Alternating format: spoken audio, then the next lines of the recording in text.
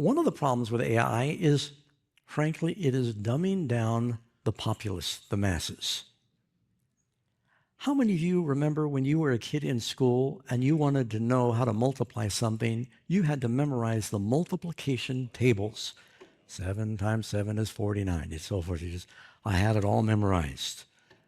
And that was really hard if you're, kind of dyslexic with numbers, but I did memorize. And when you would do division, you'd draw the chart and you'd carry the numbers and you'd figure out how to divide, and you do your decimals, do your percentages. Some of you made it through calculus and algebra, and it was a lot of paperwork. When we were going to fly from point A to point B, we would call in, we'd find out through these radio frequencies, you could call what the wind was, and then you calculate your gas consumption and you calculate the wind variation, and we would have these maps out, and we use these. This was our computer.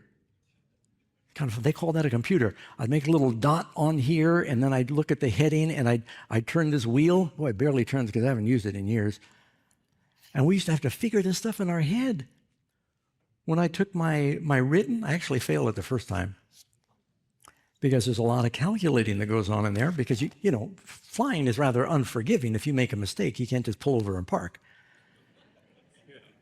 And now, you know what's replacing a lot of this stuff? You still, I think, have to learn these things, because you could lose power in your plane and your GPS could go off.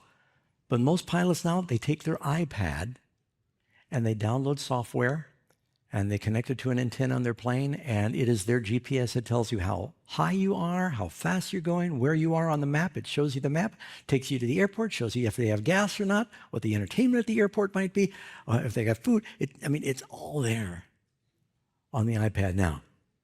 And I haven't looked for years. It's probably a lot more sophisticated than that.